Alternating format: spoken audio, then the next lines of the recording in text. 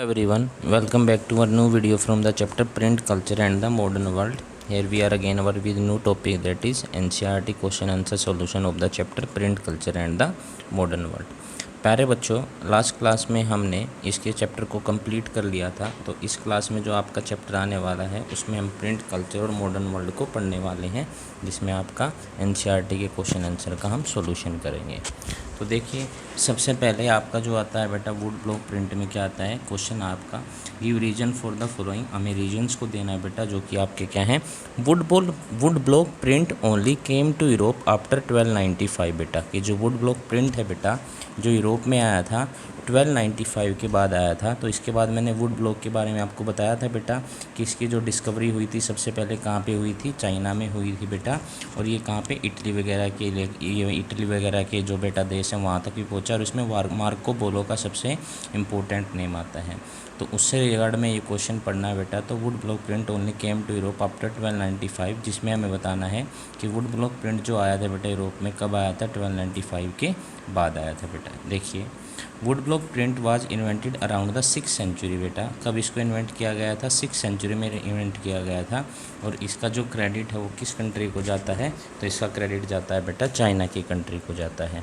It came to Europe with the along with the Marco Polo बेटा। Europe में जब ये आया था बेटा तो इसको लेकर आने का जो श्रेय दिया जाता है, जो क्रेडिट दिया जाता है, वो किसको दिया जाता है, मार्को पोलो को दिया जाता है। He was a great explorer थे बेटा जो मार्को पोलो थे। इन 1295 he returned to Italy after many years of exploration in China। देखिए, 1295 में बेटा वो कहाँ पे रिटर्न हुए बेटा, इटली में वो रिटर्न किया उन्होंने, बहुत सारे ईयर का एक्सप्लोरेशन करने के बाद चाइना में बेटा। तो ये नाम किसका आता है बेटा, आपका मार्को पोलो का नाम आता है। Marco Polo brought his knowledge of would block print back with him. वो अपनी जो नॉलेज थी बेटा वुड ब्लॉक प्रिंट की, वो अपने साथ ही वापस लेके आए। जब उन्होंने रिटर्न किया कहाँ पे, इटली में उन्होंने रिटर्न किया। तो मार्को पोलो क्या लेके आए, अपनी जो उनकी एक्सप्लोरेशन के बाद जो उनकी नॉलेज थी बेटा किससे रिलेटेड, वुड ब्लॉक से रिलेटेड थी, उसको लेकर वो वापस आए। Now Italians were able to produce with wood blocks बेटा। अब इटालियन भी प्रोड्यूस कर सकते थे किसका बेटा, वुड ब्लॉक के साथ क्या कर सकते थे, प्रोडक्शन कर सकते थे। Soon the technology separate to other parts of Europe. और वहाँ पहुँचने के बाद ये टेक्नोलॉजी थी बेटा ये दूसरे एरिया में भी क्या हो गई बेटा, फैल गई। और इसके साथ बेटा किसका निर्माण हुआ, एक वुड ब्लॉक प्रिंट टेक्नोलॉजी आई बेटा, जो कहाँ पर आई, यूरोप में आई। तो ये था बेटा वुड ब्लॉक प्रिंट से रिलेटेड। मैं एक बार और बता देता हूँ, वुड ब्लॉक प्रिंटेड का अगर आप इन्वेंशन देखोगे तो इन्वेंशन कब हुआ था, इसका इन्वेंशन हुआ था बेटा 6th सेंचुरी में बेटा। और जब ये यूरोप आई थी बेटा किसके साथ आई थी, मार्को पोलो के साथ आई थी। वो एक ग्रेट एक्सप्लोरर थे। तो 1295 में बेटा वो रिटर्न हुए कहाँ पे, इटली में, आफ्टर मैनी ईयर्स, बहुत सालों के बाद। After many years of exploration के बाद जैसे ही उन्होंने ब्लॉक प्रिंट की नॉलेज उनके साथ आई थी, तो ये सारी की सारी जो नॉलेज थी बेटा उनके बाद ये सारी की सारी इटली में, यूरोप में फैल गई थी। That is known as the wood block print, हम जिसके नाम से जानते हैं बेटा। तो इस प्रकार हमें फर्स्ट क्वेश्चन का आंसर हमारा कंप्लीट हो गया कि वुड ब्लॉक प्रिंट है जो बेटा कब आया था, 1945 के बाद आया था। गिव रीजन बेटा, Martin Luther was in favour of print बेटा and spoke out in praise of it बेटा। जो मार्टिन लूथर थे बेटा, मार्टिन लूथर जो थे बेटा वो प्रिंट के फेवर में थे। और जो स्पोक करते थे बेटा वो प्रेज ही करते थे, प्रिंट के हमेशा फेवर में रहा, उनके क्रिटिसिज्म में उन्होंने कभी कोई बात नहीं बोली। तो उससे रिलेटेड आपका ये क्वेश्चन है। देखिए, हम उसको स्टार्ट करते हैं। Print made Martin Luther able to publish his ideas as a religious reformers बेटा। प्रिंट ने मार्टिन लूथर को क्या किया, उन्होंने इसके द्वारा रिलीजियस रिफॉर्मर के होते हुए अपने आइडियाज़ को क्या किया बेटा, पब्लिश किया। Through this publication of his prostrate ideas के साथ ही चैलेंज द ऑर्थोडॉक्स प्रैक्टिसेस बेटा। जो प्रैक्टिसेस और रिचुअल्स होते हैं ना, वो जो ऑर्थोडॉक्स, जिनका कोई भी फैक्ट नहीं होता, which are not related to any fact और इलॉजिकल होते हैं, उनको फैक्ट्स को आप ऑर्थोडॉक्स फैक्ट्स बोलते हैं बेटा। उन ऑर्थोडॉक्स प्रैक्टिस को क्या किया, उन्होंने चैलेंज किया। तो इन 1517 ही wrote 95 theses in his criticise many of practice and rituals of Roman Catholic Church बेटा। तो 1517 में बेटा 95 थीसीज उन्होंने लिखे, जिसमें उन्होंने क्रिटिसाइज किया बहुत सारी प्रैक्टिस को और रिचुअल्स को जो कि रोमन कैथोलिक चर्च से रिलेटेड थी। He challenge the church to debate his ideas. उन्होंने चैलेंज किया बेटा चर्च को अपने आइडियाज़ को क्या करने के लिए, डिबेट वगैरह को चैलेंज किया। Lutheran writing were immediately reproduced in vast number बेटा, जो उनकी राइटर थी वो रिप्रोड्यूस हुई बेटा वाइडली रेंज में, बहुत सारे नंबर में क्या हुई, पब्लिश्ड हुई बेटा, और वाइडली इसको क्या किया जाने लगा, रीड किया जाने लगा। This led to a division within the church बेटा, जिसमें चर्च में क्या हो गया, एक डिवीजन हो गया, जिससे बहुत सारा रिफॉर्मेशन हुए बेटा, जिसका श्रेय जिसका क्रेडिट टोटली किसको दिया जाता है, मार्टिन लूथर को दिया जाता है। ये also translated the new testament of 5000 copy were sold with in a few days. उन्होंने ट्रांसलेशन की थी बेटा न्यू टेस्टामेंट की 5000 जिसकी कॉपी थी बेटा, वो कुछ ही दिनों में क्या हो गई थी, सोल्ड हो गई थी। These were impossible without printing technology, और ये सब कुछ बेटा प्रिंटिंग टेक्नोलॉजी के बिना इन विचारों को एक जगह से दूसरी जगह पे पहुंचाना या दूसरे लोगों तक अपने विचारों को इतनी जल्दी आपको ट्रांसफ़र करना वो नहीं हो सकता। वो किसके बगैर नहीं हो सकता बेटा, प्रिंटिंग के बगैर वो नहीं हो सकता। तो इसीलिए यही भी कारण रहा होगा बेटा कि वो प्रिंटिंग को क्या करते थे, प्रेज करते थे। Luther expressed his gratitude to print by saying बेटा, उन्होंने अपने एक्सप्रेस किया ग्रेटिट्यूड को सेइंग, कहते हैं printing is the ultimate gift of God बेटा, ये अल्टीमेट गिफ्ट है गॉड का, एंड द ग्रेटेस्ट वन, और सबसे ग्रेटेस्ट है।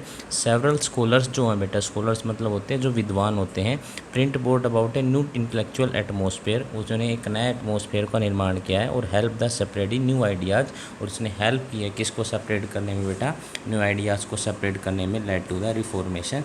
This is reason why Luther was in favour of print, यही सबसे मेन रीज़न माना जाता है कि मार्टिन लूथर जो थे बेटा किसके फेवर में थे बेटा, वो आपके, तो इसीलिए माना जाता है वो आपकी जो प्रिंटिंग है बेटा उसके फेवर में थे। तो ये था क्वेश्चन बेटा आपका मार्टिन लूथर से रिलेटेड। मैं एक बार और बता देता हूँ, एक बार रिवाइज करवा देते हैं, जैसे कि मैं आप में इसमें अब जल्दी आपको एक्सप्लेन कर देता हूँ कि मार्टिन लूथर ने सबसे पहले तो बात, वो थे कौन बेटा, वो एक रिलीजियस रिफॉर्मर्स थे बेटा, और वो रिलीजियस रिफॉर्मर्स होने के साथ जो भी ऑर्थोडॉक्स रिचुअल एंड ट्रेडिशंस होते हैं बेटा, इलॉजिकल होते हैं, जिनका कोई भी श्रेय नहीं जाता, तो उन सब चीज़ों का उन्होंने क्या किया था बेटा, अपोज किया था। तो 1570 में उन्होंने 5 थीसिस लिखे थे, इन्हीं प्रैक्टिस को क्या करते हुए, क्रिटिसाइज करते हुए बेटा, और चैलेंज किया था किसको बेटा, चर्च को चैलेंज किया था। उन्होंने ट्रांसलेट भी किया था बेटा अपने न्यू टेस्टामेंट को, जिसमें 5000 कॉपी थी जो उनकी विद इन फ्यू डेज में बिक गई थी बेटा। तो इस प्रकार उन्होंने जो प्रिंटिंग टेक्नोलॉजी को है बेटा उसको प्रेज किया, ग्रेटिट्यूड किया, अपनी सहानुभूति के साथ साथ वो उन्होंने उनको प्रेज किया, हमेशा उसकी प्रशंसा ही की है, और ये कहते हुए किया है कि प्रिंटिंग जो है बेटा ये अल्टीमेट गिफ्ट है बेटा गॉड का, और ग्रेटेस्ट वन है, क्योंकि सेवरल स्कॉलर्स इनफैक्ट थिंक, बहुत सारे स्कॉलर्स ऐसा सोचते थे कि the print brought about a new intellectual atmosphere बेटा, कि इन्होंने एक नए एटमोसफेयर की और नए आइडिया जो रिफॉर्मेशंस के बेटा उनको क्या किया है, फेवर किया है। यही रीजन था Luther was in favour of print and spoke out of praise it, यही जो कारण था कि लूथर जो थे बेटा वो हमेशा प्रिंट के फेवर में थे और इसको स्पोक करते थे, प्रेज आउट ऑफ इट, इसके प्रशंसा में बैठते क्या बोलते थे, इनके बारे में बातें बोलते थे। तो इस प्रकार हम बोल सकते हैं बेटा मार्टिन लूथर किंग्स जो थे बेटा वो हमेशा ही प्रिंटिंग के फेवर में रहे हैं और उनके बारे में उन्होंने बातें बोली। नेक्स्ट क्वेश्चन आता है गिव रीजन से related. Roman Catholic Church began keeping an index of prohibited books from mid 16th century बेटा, जो रोमन कैथोलिक चर्च है बेटा उन्होंने बिगिन किया बेटा इंडेक्स ऑफ प्रोहिबिटेड बुक्स को मिड 16th सेंचुरी तक बेटा उन्होंने कीप करना। कुछ प्रोहिबिटेड बुक्स की आपको मैंने जब भी वीडियो आपको पढ़ाई थी तो बता दिया था, कुछ वीडियोस थी बेटा जो क्या थी, रिलेटेड थी, जिसके बारे में उसको किसने अनाउंस किया था बेटा, चर्च के द्वारा किया गया था कि वो अनरीडेबल, उनको पढ़ा नहीं जा सकता, और उसकी लिस्ट भी वहाँ पे लगी होती थी। तो इसी प्रकार हमें प्रोहिबिटेड बुक्स के बारे में बताना, उसके इंडेक्स से रिलेटेड इस क्वेश्चन में बताना। देखिए in 16th century Roman Catholic Church had to face many dissents हुए बेटा, डिसेंट्स का मतलब होता है अपोजिशंस हुए। People had written many books that interpret the god and the creation in their own ways, people ने बहुत सारी बुकें लिखी बेटा जिसमें ये बताया गया था कि interpreted the good and creation, की जो गुड है बेटा वो किस तरीके से उसका क्रिएशन हुआ है और किस तरीके से वो लाइक करते हैं। अब एक बात आप सोचिए बेटा कि अगर मान ले गॉड का क्रिएशन अलग अलग तरीके से बताया जाएगा, क्योंकि चर्च के द्वारा जो भी बताया गया होगा, अगर उसके अपोज में कोई बुक आएगी तो उसके बाद किसके ऊपर उंगलियां उठेंगे, किसके द्वारा क्वेश्चनाइज होंगे, सारे के सारे चर्च के ऊपर ही होंगे। So that we can say that, तो ये कुछ ऐसी बुक्स थी बेटा जिसमें गॉड का इंटरप्रिटेशन है जो बिल्कुल चर्च ने जैसे किया, उसके अपोजिट में था बेटा, सबके अपने अपने मायने थे। तो इस प्रकार मोनोक्यू एक मिलर थे बेटा इटली में बेटा, उन्होंने रीड ए फ्यू बुक्स को रीड किया और interpreted the message of the Bible, और बाइबल के मैसेज को इंटरप्रेटेड किया, मैसेज को कन्वे किया, and created a view of God and it's creation, और एक क्रिएटेड किया बेटा गॉड को, उसकी क्रिएशंस को। It infuriated the Roman Catholic church, furiated का मतलब हो जाता है बेटा गुस्से में आ जाना या उसका अपोजिशन करना, उसको किया। Menocchio held off twice and ultimately executed, जिसके बाद मोनोक्यू जो होता है बेटा उसको होल्ड किया गया, उसको 2 बार रोका भी गया इसके मामले में, लेकिन उसके बाद उसको क्या कर दिया गया, हैंग कर दिया गया, एग्जीक्यूटेड कर दिया गया। देन एरेस्मस, एक नाम आता है बेटा एरेस्मस का, एक लैटिन स्कॉलर थे और कैथोलिक रिफॉर्मर थे, उन्होंने भी क्रिटिसाइज किया बेटा एक्सट्रीम ऑफ द कैथोलिज्म को। The Roman church in order to control this development को रोकने के लिए सेवरल कंट्रोल ओवर पब्लिशर, और उनके जो बुक सेलर्स वगैरह थे उनके ऊपर क्या लगा दिए बेटा, उनके ऊपर क्या लगाए इन्होंने, कंट्रोल लगा दिए। तो इस प्रकार उन्होंने चर्च ने बैन कर दिया कुछ बुक्स को, start maintaining an index of prohibited books from 1558, और उन्होंने चर्च ने कुछ बुक्स को बैन करने के साथ साथ क्या किया बेटा, एक इंडेक्स को भी क्या किया, मेंटेन किया। तो क्वेश्चन में क्या दिया गया था बेटा, सबसे पहले दिया गया था कि रोमन कैथोलिक चर्च में आप लोगों ने क्या किया, देखो क्वेश्चन में क्या दिया गया है कि सबसे पहले लोगों ने बुक्स को पढ़ना स्टार्ट किया। अब बुक्स को पढ़ना स्टार्ट अगर आप करोगे तो उसके बाद आपके ना कुछ नए आइडियाज़ होंगे बेटा, जो आपके नए आइडियाज़ आपके माइंड में आएंगे। अब उन नए आइडियाज़ में क्या होगा, अब उसके बाद होना क्या होगा कि अब उसके बाद लोगों ने इंटरप्रिटेशन करना स्टार्ट किया गॉड के बारे में बेटा, किसके बारे में, गॉड के बारे में कुछ इंटरप्रिटेशंस करना स्टार्ट किया। और उस इंटरप्रिटेशन में क्या हुआ कि उन्होंने अपने तरीके से गॉड को क्रिएट किया, और गॉड ने किस तरीके से सारी दुनिया को बनाया, अपने अलग अलग तरीके से इंटरप्रिटेशन को रखा। अब इसने किसके ऊपर उंगली उठाई, किसके ऊपर अब क्वेश्चन हुआ, वो चर्च के ऊपर क्वेश्चन हुआ। उसी का एक एग्जांपल लिया है बेटा, एक मोनेक्यू थे बेटा, एक मिलर थे जो इटली में, उन्होंने कुछ बुक्स को पढ़ा और बाइबल के मैसेज को इंटरप्रेटेड किया, तो उसके बाद एक नए गॉड की संरचना की, क्रिएशन के बारे में अलग तरीके से बताया। तो इसमें रोमन कैथोलिक चर्च क्या बेटा, गुस्से में वो इन्फ्यूरिएटेड हो गई, जिससे उनको 2 बार होल्ड किया गया, रोका भी गया, लेकिन उसके बावजूद उन्हें क्या कर दिया गया, एग्जीक्यूटेड कर दिया गया। ऐसे ही आते हैं बेटा एरेस्मस आते, एक लैटिन स्कॉलर थे और एक कैथोलिक रिफॉर्मर थे बेटा, जो उन्होंने क्रिटिसाइज़ किया है, किस चीज़ को क्रिटिसाइज़ किया है कि एक्सट्रीम ऑफ कैथोलिसिज्म को and Roman church in order to control this development, इन डेवलपमेंट को रोकने के लिए बेटा रोमन चर्च ने इन सारी चीज़ों को रोकने करने के लिए बेटा उन्होंने कुछ कंट्रोल किया, और पब्लिशर्स को और बुक सेलर्स को क्या कर दिया, बैन कर दिया, और स्टार्ट किया बेटा एक इंडेक्स को मेंटेन करना। और उस इंडेक्स में क्या होता था, उन प्रोहिबिटेड जो बुक्स हैं बेटा उनके सबके नाम लिखे होते थे, और उनको इंडेक्स को किसके द्वारा मेंटेन किया जाता था, चर्च के द्वारा मेंटेन किया जाता था। रीजन बताना बेटा नेक्स्ट क्वेश्चन में, Gandhi said that fight for Swaraj is a fight for liberty of speech बेटा, जो स्वराज की फ़ाइट है वो एक फ़ाइट है लिबर्टी ऑफ स्पीच की, आपको स्पीच की स्वतंत्रता की, लिबर्टी ऑफ द प्रेस है बेटा, एंड फ्रीडम ऑफ एसोसिएशन की, जहाँ पे आप एक एसोसिएशन का निर्माण कर सकते हैं। इसके रिगार्ड में आपको क्वेश्चन को बताना है। अब देखिए, the power of printed word is most often seen in the way, so government stick to regulate and suppress print बेटा। तो अब इसका मोस्ट ओपन आपको अगर ऐसा दिखता है तो गवर्नमेंट को इसका पोजीशन होगा, और गवर्नमेंट रेगुलेट करेगी और प्रिंट को क्या करना चाहेगी बेटा, सप्रेस करना चाहेगी, ताकि जो भी नेशनलिस्ट वगैरह हमारे थे उनके आइडियाज़ हैं बेटा एक से दूसरी की जगह ना पहुंच पाएँ। ये भी कुछ रीजंस थे। The colonial government kept continuous track of all books and newspaper, government ने क्या किया बेटा, कॉन्टीन्यूस ट्रैक रखा किसका, बुक्स का भी और न्यूज़पेपर का भी जो पब्लिश्ड होते हैं इंडिया में, and pass numerous laws to control the press, और बहुत सारे लॉ को पास किया जो प्रेस को क्या कर सके, कंट्रोल कर सके। क्योंकि इसमें क्या होता था, क्योंकि अगर आपके लॉ पास नहीं होंगे तो इसके द्वारा क्या होगा कि नेशनलिस्ट के जो कुछ यहाँ पे इम्पोर्टेंट जो यहाँ पे फैक्ट है, मतलब जैसे उनके कुछ विचार हैं अपने देश के नेशनलिज्म को लेकर बेटा, वो लोगों के द्वारा पहुँचेंगे, और इससे क्रांति की रिवॉल्यूशन की भावना लोगों में होगी। तो इसलिए अंग्रेज़ों को ये सारे के सारे क्या करने पड़ते थे, कंट्रोल करने पड़ते थे। तो Gandhi ji consider the liberty of speech, liberty of press and freedom of association में 3 मोस्ट पावरफुल विकर की तरीके से एक्सप्रेस किया और कल्टिवेट किया पब्लिक के ओपिनियन को। But government of India try to crush his idea, लेकिन गवर्नमेंट ऑफ इंडिया ने उनके आइडिया को क्या किया बेटा, क्रश करने की कोशिश की। At that moment he encourage Indian to fight for Swaraj for Khilafat, उसके मौके पर उन्होंने क्या किया बेटा, एनकरेज किया किसको, इंडियंस को बेटा स्वराज और खिलाफत के खिलाफ, ताकि मेंट क्या फ़ाइट हो उसके लिबर्टी ऑफ स्पीच के खिलाफ, लिबर्टी ऑफ प्रेस के खिलाफ और किसके खिलाफ, फ्रीडम ऑफ एसोसिएशन के खिलाफ। तो इस प्रकार हम बोल सकते हैं ये हमारे कुछ रीजन थे जिसमें गांधी जी बताना चाहते थे कि किस तरीके से बेटा कि जो लिबर्टी है बेटा वो स्पीच की है, लिबर्टी ऑफ प्रेस की और फ्रीडम ऑफ एसोसिएशन की है। तो एक बार मैं इसको एक्सप्लेन कर देता हूँ क्वेश्चन को। इसमें आपने क्या पढ़ा है, तो क्वेश्चन में आपने पढ़ा कि जो आपके गांधी जी ने स्वराज के बारे में बताया है, क्योंकि देखो जो भी उस टाइम पे जो इंग्लिश का हमारे ब्रिटिशर्स ऑफिशियल्स का हमारे ऊपर राज होता था, तो बेटा न्यूज़पेपर्स वगैरह हो गए, इन सब को इनको सप्रेस करना चाहते थे। सप्रेस करने का कारण क्या था, क्योंकि न्यूज़पेपर और प्रिंट मीडिया एक बिल्कुल बेस्ट मेथड था बेटा अपने विचारों को, नेशनलिज्म को लोगों में उसकी भावना को पैदा करने का। तो कॉलोनियल गवर्नमेंट एक कंटिन्यूस ट्रैक रखती थी सारी बुक्स और न्यूज़पेपर्स का जो कि पब्लिश किए जाते थे कहाँ पे बेटा, इंडिया में। And pass numerous laws to control the press, और बहुत सारे लॉ को क्या किया बेटा, पास किया जो किसको कंट्रोल कर सके बेटा, प्रेस को कंट्रोल सके। तो Gandhi ji consider that the liberty of speech और लिबर्टी ऑफ प्रेस और फ्रीडम ऑफ एसोसिएशन है बेटा, ये तीन मोस्ट पावरफुल व्हीकल्स हैं बेटा एक्सप्रेसिंग करने के और कल्टिवेटिंग करने के अपने आइडिया को। तो इस प्रकार से क्या करना, गवर्नमेंट इंडिया ने क्या करना स्टार्ट किया, उस टाइम पे गवर्नमेंट किसकी थी, ब्रिटिश ऑफिशियल्स की, उसको क्रश करने की सोची। उस मोमेंट में बेटा एनकरेज किया इंडियंस को ताकि फ़ाइट फॉर स्वराज के लिए लड़ सकें, फॉर खिलाफत विच मीन से fight for liberty of speech की या लिबर्टी ऑफ प्रेस की और फ्रीडम ऑफ एसोसिएशन से रिलेटेड थी।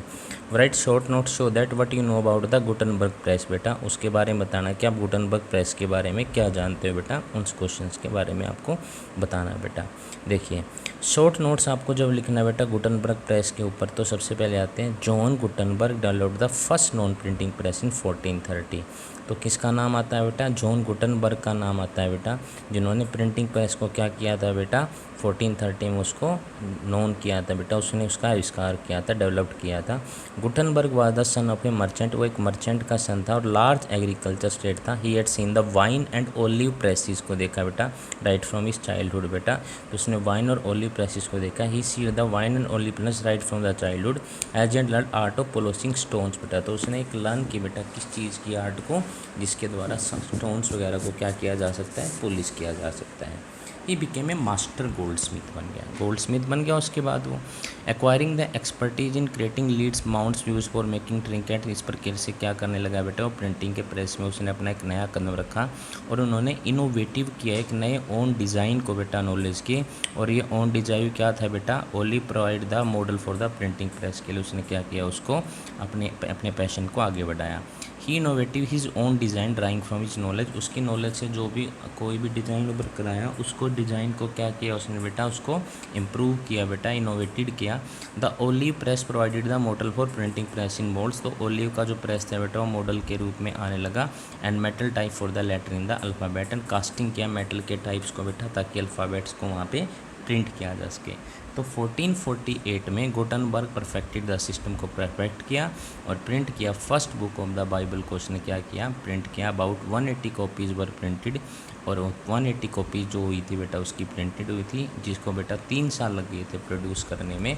As Gutenberg devise the war of the, it took 3 year to produce them बेटा, और as Gutenberg devise the war of the moving the, इस प्रकार उसने इस तरीके से प्रिंटिंग प्रेस की। इन 1448 में Gutenberg perfected the system and the first book of the Bible, 80 को प्रोड्यूस दैम एंड गुटनबर्ग। देखो ये तो दोबारा रिपीट होगी लाइन है बेटा, वो सेम ही लाइन है। As Gutenberg divide a war the moving the 26 character of Roman alphabet round compose different word of test, तो इस प्रकार उसने अल्फ़ाबेट का इस्तेमाल किया ताकि उन अल्फ़ाबेट की इस्तेमाल करने के साथ वो अलग तरीके से क्या कर पाए बेटा, 26 कैरेक्टर को कर पाए। It was known as a movable type printing machine थी बेटा, किस टाइप की मशीन थी, एक movable type printing machine. It remain the basic print technology होती बेटा ओवर द नेक्स्ट 300 ईयर्स तक। It made the production of the book faster, जिसने जो प्रोडक्शन था बेटा बुक्स का उसको फास्टर किया। और it could print 250 seats on the side per hour, और ये 1 घंटे में 250 सीटें बेटा उनको क्या कर सकती थी, प्रिंट कर सकती थी। By the standard of the time this was the fast production था। It was in fact a revolution in the print technology, और प्रिंट टेक्नोलॉजी में क्या आया बेटा, एक रिवोल्यूशन आया। तो इस प्रकार हमने क्वेश्चन में पढ़ा बेटा गुटनबर्ग के बारे में। एक बार फिर मैं आपको एक्सप्लेन कर देता हूँ किस तरीके से सारी बातें हुई। सबसे पहले तो 1430 में, नाम याद रखना बेटा, किसने डेवलप किया था? 1430 में जॉन गुटनबर्ग ने इसको क्या किया था? फर्स्ट प्रिंटिंग प्रेस को डेवलप किया था। मर्चेंट का बेटा तो वो ओलिवर वाइन को पहले देखा था। तो स्टार्टिंग में बेटा वही गोल्ड स्मिथ बने थे, जिसमें उन्होंने आर्ट ऑफ पॉलिशिंग जो होती है ना, आर्ट ऑफ पॉलिशिंग द, जो आर्ट होती है पॉलिशिंग द स्टोन्स की, तो एक मास्टर गोल्ड स्मिथ वो बन गए थे।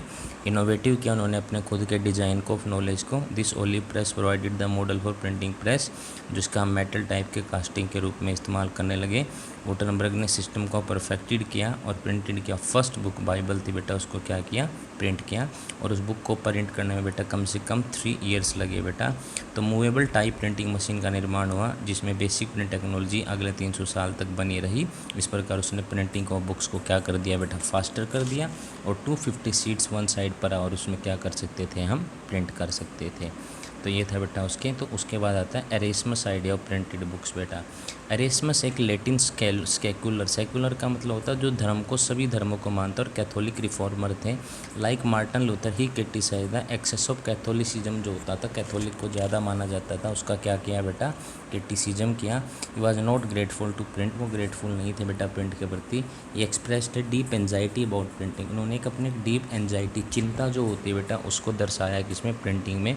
For him books were stupid, ignorant, slanders, scandals, religion, sedition, तो उसके लिए बुक्स क्या थी? स्टूपिड, स्लैंडर्स, दी जो आर नेगेटिव वर्ड्स बेटा, स्कैंडल हो सकते हैं, irreligious which are not related to religion, and seditious, हमेशा उदास करने वाली थी। He thought that books were not gain for sensitive to scholastic knowledge बेटा। सेंसिटिविटी ऑफ स्कॉलिस्ट नॉलेज का मतलब है कि जो नॉलेज स्कॉलिस्टिक है बेटा, उदारवादी, वो नॉलेज नहीं दे सकती। He was the opinion that printed books would glut the market with the content, ऐसा कंटेंट इन बुक्स में आता है जो सोसाइटी को हार्म कर सकता है, गुड टू सोसाइटी, जो सच्चाई है, अच्छाई है बेटा, तो ये कंटेंट उसके द्वारा सोसाइटी आपकी बर्बाद भी कर सकता है और ख़राब भी कर सकता है। Because of this value of good content would lost in the dean, तो इस प्रकार उनका हमेशा कैसा विचार था बेटा? बिल्कुल नेगेटिव विचार था। तो एरेस्मस के बारे में अगर बात की जाती है तो गुटनबर्ग से बिल्कुल अपोजिट विचार थे बेटा इनके। वैसे तो ये भी कैथोलिक रिफॉर्मर थे, और मार्टिन लूथर की तरह ये भी कैथोलिसिज्म को क्या करते थे बेटा? उनका अपोज करते थे। लेकिन उनके बारे में जो बुक्स वगैरह थी बेटा, उसके बारे में कुछ वर्ड्स उसके द्वारा प्रदर्शित किए गए हैं, जैसे इग्नोरेंट होती हैं, स्लैंडरस होती हैं, स्कैंडलस होती हैं, इरिलीजियस होती हैं, और सेडिशियस होती हैं। ही thought that books were not good for sensitive of socialistic knowledge, के लिए नहीं है, क्योंकि प्रिंटिंग बुक में जो कंटेंट आएगा उसके द्वारा हमारी मार्केट क्या हो सकती है? ख़राब हो सकती है। तो ये था बेटा आपका किसके बारे में? एरेस्मस के बारे में। वो बुक्स के बारे में क्या जानते थे?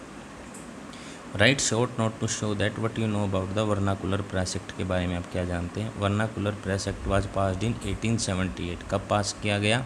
1878 में इसको पास किया गया। Model on the iris press law में, और जिसमें contain the freedom of the Indian language, press की क्या थी बेटा? उसमें फ्रीडम थी। प्रपोज बाय लॉर्ड लिटन के द्वारा दिया गया था, जो उस टाइम पे क्या थे? वाइसराय ऑफ इंडिया थे। The act was intended to prevent the vernacular press from the expressing criticism of British policies का criticism. Now notably the opposition had growth outside of second Anglo Afghan war बेटा। तो opposition जो होगा तो उसने किस चीज़ को ग्रोन किया बेटा? दो था आपका सेकंड एंग्लो अफगान वार था। Act excluded the English language publication को, एक्सक्लूडेड का मतलब होता है बेटा बाहर करना, तो उसको क्या किया? बाहर किया। It elected strong and sustained protest बेटा। स्ट्रॉन्ग और सस्टेन्ड का मतलब होता है प्रोटेस्ट हुए बेटा, स्ट्रॉन्ग थे जो for the Indian population. Indian population का मतलब होता है बेटा इंडिया की पॉपुलेशन के द्वारा। तो act provided the colonial government with extensive right to sensor reports and editorials, तो इसमें बेटा राइट प्रोवाइड किए कॉलोनियल गवर्नमेंट को बेटा, जिसमें थे सेंसर रिपोर्ट्स वगैरह हैं या एडिटोरियल वगैरह हैं बेटा इन द वर्नाकुलर प्रेस में। Now on the government kept regular track of the vernacular newspaper publish, जो भी न्यूज़पेपर आप पब्लिश होता था उसके रेगुलर ट्रैक गवर्नमेंट रख सकती थी। व्हेन ए रिपोर्ट वाज जज as seditious the newspaper was burn, जब कोई भी सेडिशियस होती थी या अपोजिशन में मानी जाती थी तो उस न्यूज़पेपर को वॉर्न किया जाता था। और अगर न्यूज़पेपर इग्नोर द वार्निंग, अगर वार्निंग को न्यूज़पेपर इग्नोर कर देता था, the government had to right to seize the press, तो गवर्नमेंट प्रेस को क्या कर सकती थी? सीज कर सकती थी। तो ये था बेटा आपका वर्नाकुलर प्रेस एक्ट में। और नीचे इसकी एक वो भी दे रखी है बेटा, जिसमें इसकी वाक को दे रखी है। तो इस प्रकार ये थे बेटा आपके क्वेश्चन नंबर 2 का लास्ट पार्ट। और ये अब हम करते हैं बेटा क्वेश्चन नंबर 3, जिसमें हमें बताना है बेटा 3 के अंदर कि what did the separate of print culture in the 19th century India mean to बेटा। तो separate of print culture India के प्रति क्या था बेटा, सबसे पहले वुमेन के बारे में बताते हैं। As a result of the separate of print culture in 19th century India books become cheaper बेटा। तो इंडिया बुक्स क्या होगी बेटा, बिल्कुल सस्ती होगी। मैंने होकर स्टार्टेड, होकर जो गली गली में सामान को बेचते हैं ना बेटा, उनको क्या बोलते हैं, होकर स्टार्ट सेलिंग, बुक्स को सेल करना स्टार्ट कर दिया डोर टू डोर। ईची availability of book majority of women के लिए क्या होगी बेटा, अवेलेबिलिटी ऑफ बुक होगी। Women reading increase enormously in the middle class home में, इनकी रीडिंग को क्या होगा बेटा, इंक्रीज होगी। लिबरल जो हस्बैंड्स थे father began educating their womens बेटा, जो लिबरल थे बिल्कुल आज़ाद थे, जिनकी सोच बिल्कुल अच्छी थी, उन हस्बैंड्स और फादर ने वुमेन्स को एजुकेटिंग करना स्टार्ट कर दिया and send them to school when women schools are getting up in the cities town in mid 19th century में। बट कंजर्वेटिव हिंदूज जो थे बेटा, जो अपने ट्रेडिशन और कल्चर के अनुसार ऐसा सोचते थे कि Muslim were not in favour of educated women को पढ़ाने में वो बिल्कुल भी फेवर में नहीं थे। Some time rebel women defined them, कई बार जो रिबेल थी मतलब जिन्होंने अपोजिशन के चीज़ को डिफाइड किया, अपोजिशन किया। The story of a Muslim girl है बेटा, worth mentioning here, her family wanted her to read only the Arabic Quran, उनकी फैमिली सिर्फ चाहती थी वो अरेबिक कुरान पढ़े। शी डिड नॉट अंडरस्टैंड, लेकिन इस बात को वो समझ नहीं पाई। So instead on learning to read and write in Hindi Urdu बेटा, तो इसलिए उन्होंने इंस्टीड किया लर्निंग और रीड उर्दू में, ये language that has her own, जो उसकी खुद की लैंग्वेज थी। देयर आर सम एग्जाम्पल जिनको हमने पीछे पढ़ भी गया है बेटा, हमने वीडियो में पढ़ा था, तो कुछ वुमेंस के क्या दिए गए हैं, एग्जाम्पल्स दिए गए हैं। तो कौन कौन से, जैसे रस सुंदरी देवी था बेटा, ए यंग मैरिड गर्ल थी जो orthodox household learn to read in the secrecy of the kitchen में बेटा बुक्स को पढ़ती थी।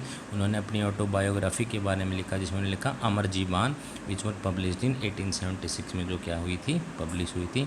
Become first full length autobiography बनी बेटा बंगाली लैंग्वेज में। कैलाश बासिनी देवी ने बेटा इन 1860 में she wrote books highlighting the experience of women, जिसने एक्सपीरियंस किया बेटा वुमेन के एक्सपीरियंस को हाईलाइट किया। Imprisoned at home kept in ignorance and forced to do hard domestic labour को क्या किया बेटा, फोर्स किया। ताराबाई शिंदे एंड पंडिता रामाबाई बेटा, उन्होंने मिजरेबल लाइव्स और अपर कास्ट के बारे में लिखा, हिंदू वुमेन स्पेशली विडोज़ के बारे में। बेगम रुकैया स्वस्तो सेन क्या था बेटा, उन्होंने 1926 में एक एडुकेशनिस्ट थी बेटा, लिटरेसी फिगर थी। बेगम रुकैया सखवस्तेन स्ट्रंगली कंडेम किया मैन और with holding education for women के लिए। वुमेन हु वर अर्लियर कौन inside their home could not now about the inside world things of print technology. तो इस प्रकार इन चीज़ों ने बेटा आउटसाइड ऑफ वर्ल्ड के बारे में वो प्रिंट टेक्नोलॉजी की हेल्प से जान सकती थी, और इस प्रकार created spot of many writers in India को बेटा उभारा। और it can be said that print culture not only created reader, तो ऐसा कहा जाता कि प्रिंट कल्चर ने रीडर्स को छोड़े वुमेन्स को भी क्या किया है, राइट किया है, उनको राइटर को उनको क्या किया, प्रोत्साहन दिया है। तो इसमें हमने सबसे पहले तो बेटा वुमेन्स के बारे में पढ़ा, 19th सेंचुरी में किस तरीके से बुक्स वगैरह में आई। उसके बाद हमने कुछ वुमेन्स के नाम पढ़े बेटा जिन्होंने अपना योगदान दिया। तो नाम क्या क्या थे एक बार और रिपीट करवा देता हूँ मैं। रस सुंदरी नाम था बेटा, कैलाशी बासिनी था बेटा, ताराबाई शिंदे और पंडिता रामाबाई था, और बेगम रुकैया स्वस्तो सेन था बेटा। तो ये कुछ नाम आते हैं बेटा जो उसमें थे आपके वुमेन से रिलेटेड थे। तो thank you very much to attend this session. ये था आपका फर्स्ट पार्ट एनसीईआरटी का। इससे आगे हम नेक्स्ट पार्ट में क्वेश्चन नंबर 3B से स्टार्ट करेंगे। Thank you very much, have a nice.